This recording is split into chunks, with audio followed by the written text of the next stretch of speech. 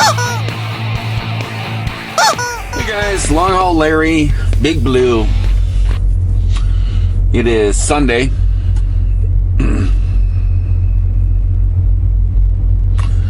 Sunday, March 17th, 2019. And we got here last night. Shut down. This morning I went and checked in about an hour before my appointment. I was the only person in the office. There was not one truck in a door here. And they hadn't really started for the day yet. And I went in there and I stood in the office, and the lady behind the counter, she had herself a degree in how to ignore people. If you're a truck driver and you've been to shipping and receiving offices, you know what I'm talking about. And I just stood there like a good little boy for half an hour. I walked in there at 6. She had me checked in there at 6:30. That's when she finally took my bills. I then gave her the pickup number for the next load because I was picking up another load. I was delivering at 7 a.m. here, and then I was supposed to be loading up for another load with two pickups and 2 stops. And I was supposed to pick up at 11 p.m. or 11 a.m. I'm sorry. So basically, it was scheduled really good because, I mean, you figure 7 a.m., give it, 2 hours. You always figure 2 hours to unload, whatever. And so that'd be 9, and then you figure the, then they can, start loading you or whatever. Or whatever. So it was all scheduled fine and everything else. And I gave her the information. She sat there and punched it all in and messed around. Oh, there comes security. Oh, he's going over to that one.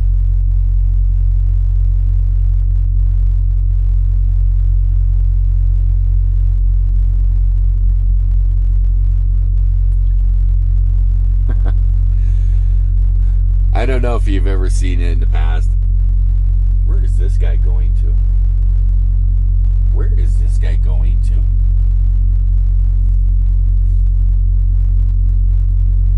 This guy was just backing up right into me. I don't know what he was doing.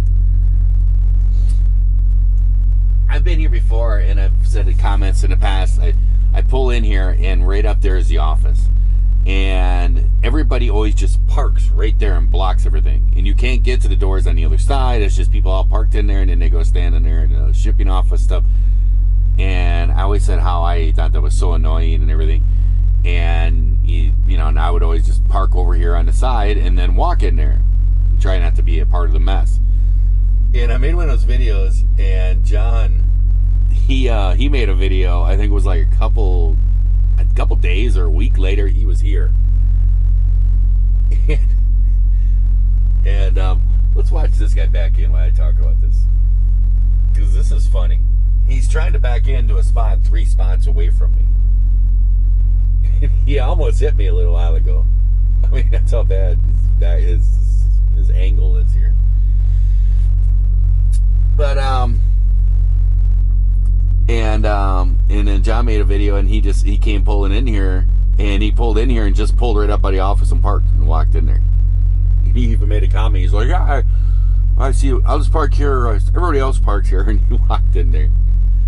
Well, just a little while ago, I came in here, a couple weeks ago, I think it was, and they actually have a security guard now. They have a full-time security guard that sits over here in a little truck or something and sits in their vehicle. And every time some truck driver comes in, it just parks up there in the building and blocks the place. He goes running out there and yells at him, "You gotta go over there and park. You can't just stop here." He does it all day long, all night long. They have a full-time security guy now here just to get the truckers to actually park their trucks.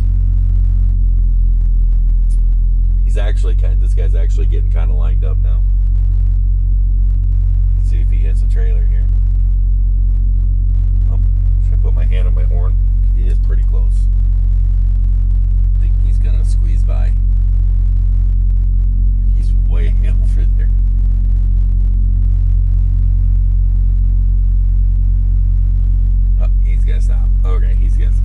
I don't, that's too close, he says. I'm going to go up here and get another bite. But anyways, back to my story. So, I did all this, and she took all my paperwork. She punched in all the numbers for the load that I was picking up. And she comes back to me and she goes, "Where's this load going to?" I said, it's going to a Costco and an Amazon or something like that. And she was like, "Oh, do you have another pickup?" And I said, "Yep, I have a pickup at 2 p.m. Right in Harrisburg here." And she was like, "Oh, okay." And she takes the bills that I was delivering, and she looks at that, punches it in. I saw right on the screen, it said 7 a.m. delivery. There was not one single truck in a door. They were not doing a single thing. They had all kinds of doors open, no trucks anywhere. There was probably 15 trucks all parked in this row like we're sitting. But this is just becoming a cluster right here. And we'll sit here and watch these guys all try to figure this out. And she goes to me, she goes, "Okay, I need your phone number." Gave her my phone number. And she goes, "Yeah, just go park out there by the fence, and I don't have a door for you right now. And I'll give you a call when I do." I just looked at her, I just walked away. There was not one truck in a door. Not one single truck in a door. I just, whatever. And I walked back out and I just went to sleep. I went back to sleep. They finally called me at 9:30 and told me to go on the door at 2:37. Or 2:36 it was, I'm sorry. It was 2:36. So whatever. So I got out, backed into 236, sat there. I fell back asleep again. Finally, at 11:45, somebody knocks on my door. I get up, answer the door. Here's the guy with my paperwork. And I open the door and I take the paperwork from him. And he goes, "Yeah, here you go. You're all good to go." And I said, "Well, what about my reload?" And he goes, "I don't know." And just as I said that, the phone rang and it showed a phone number here in Virginia.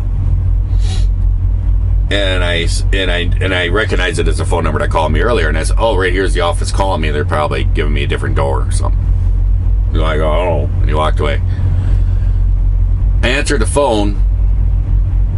The woman said, "Oh, well, this is," I don't even remember what her name is. "I checked you in this morning at 6:30. And I'm like, "Yeah." And she goes, "Well, you just got unloaded?" I says, "Yeah." And she goes, "Yeah, this other load that you're picking up, it's going to be quite a few, many hours." That's how she worded it. Quite a few, many hours until this load is ready. And we kind of just want to know if you're going to be here for this, because if you're not, we're not going to start picking it. I'm already 45 minutes past the appointment because they took 4 hours and 45 minutes past my delivery appointment to unload me. I said, "Lady," I says, "this is not my decision." I says, "I'll have to call my boss." So I called the boss and let him know what they said. And he said, "Well, I'll get a hold of the broker." So he did, and I just sat there in the door. A few minutes later, another truck driver came and was staring at me.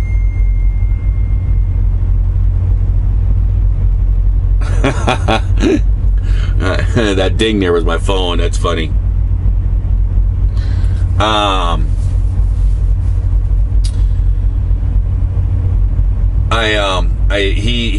He said, "Well, I'll contact XPO and see what's going on.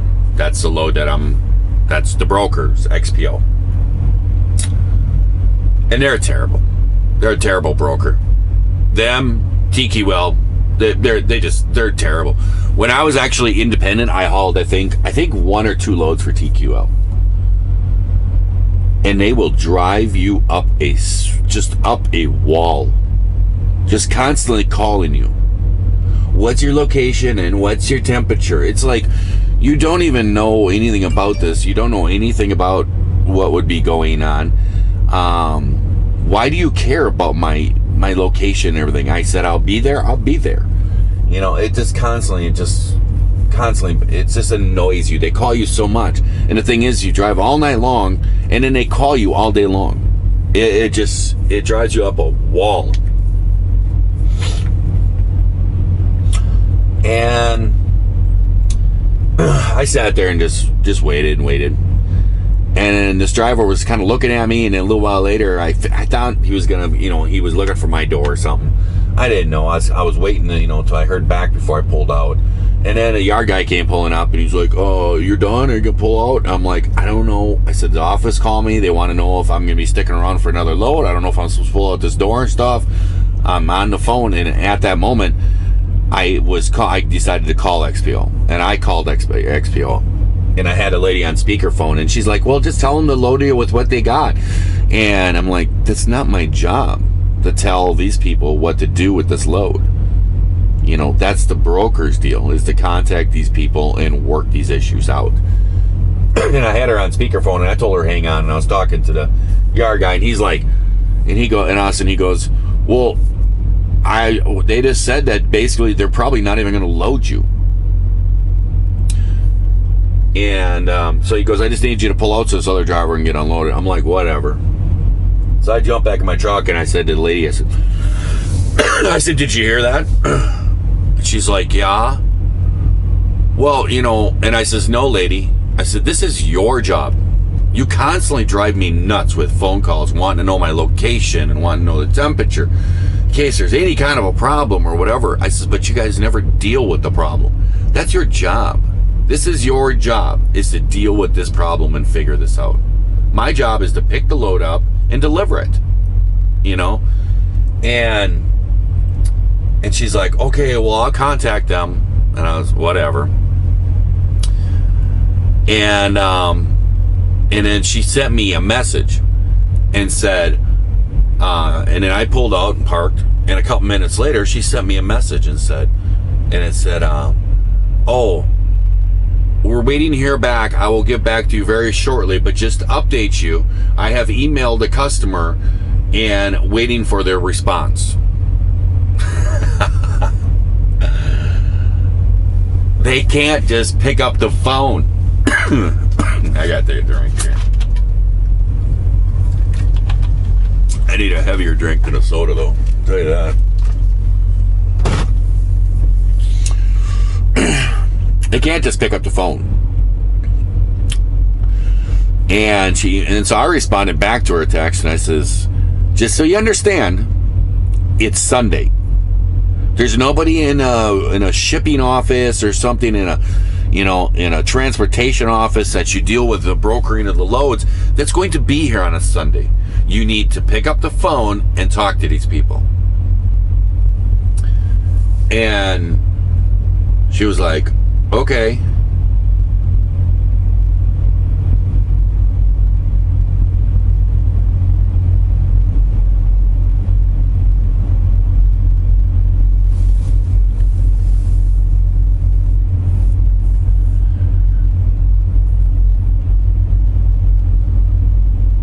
And I thought there was a fight that was going to happen just now down there. A security guard was, and it looked like a truck driver getting all into it, but then the security guard kind of patted him on the shoulder like they were joking around or something.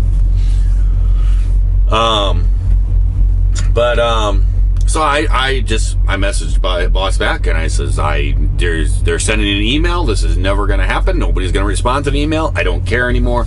I'm going to sleep. And so I went to sleep.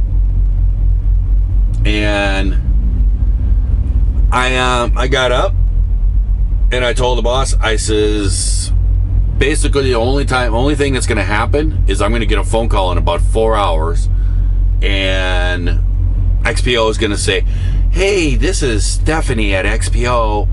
Are you loaded yet?" I know. Man. And I said, I know this is what's going to happen. And because they don't do anything to solve problems or nothing. And I went to sleep. Well, I woke up and I saw the boss contacted me, and he said, "Has XPO called you yet?" I said, "No." And he was just like, "You know what? I'd say forget it." He's like, "Just pull out of there. There's a truck stop right up around the corner. Go up to the truck stop, hang out there." And he goes, "I got a Moorfield tomorrow." And he says, "I got a Moorfield tomorrow." And he says, "I can put you on that." And he says, "Forget this load." So I just basically lost a day of pay. And, I'm like, whatever. And I sat here a couple minutes, and all of a sudden the phone rang. And I knew it was XPO. And I answered the phone. And I answered the phone very nice and politely. There you go. Here comes a pink truck.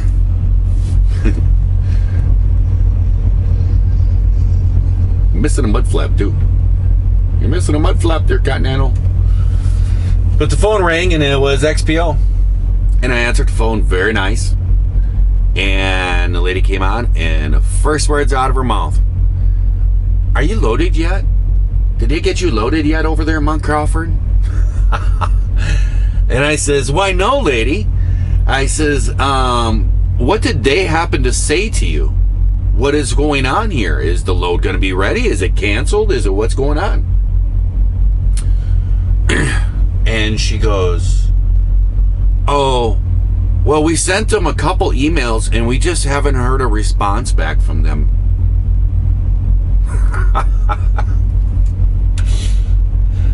And I sat there calmly as could be, and I says, "Maybe you happen to pick up the phone and actually call them?"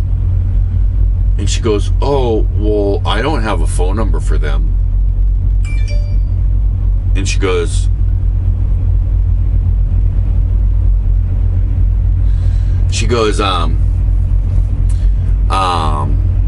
"Yeah," she goes, I don't have a phone number." And I says, "Would you like me to Google the phone number for you and give it to you?" And she didn't respond at all. And I says, "Yeah, that's what I'm trying to explain to you. It's a very simple process. You punch up Google and type in the name of this place, and you'll get a phone number, and you could call them." And she's like, "Well, we only communicate through emails." And I said, "Well, that's nice for you." And I says, "I'm going to communicate with you right now. I'm leaving." I said, "I gave you a chance to do your job. Goodbye." And I hung up the phone. Yeah, my boss already told me just to leave. And then a couple minutes later, I sent a message to the boss, and I said, "Oh yeah, XPO just called. And yeah, the first words out of their mouth was, 'Are you loaded yet?' And they said that they haven't gotten any kind of response from any emails, blah, blah, blah, and everything else." And I told him I was leaving. A couple minutes later, he responded back to me. He says, "Yeah, I just got off the phone with, they just called the main broker. And here's where the whole problem is." He goes, "The main broker, I just got off the phone with them, and they said, yeah, they can't get any kind of response. It looks like its load is not going to be okay to ship until tomorrow. And so they're wanting to know about layover pay and everything else." He goes, "I just hung up on them." He goes, "Don't even answer the phone if they call back."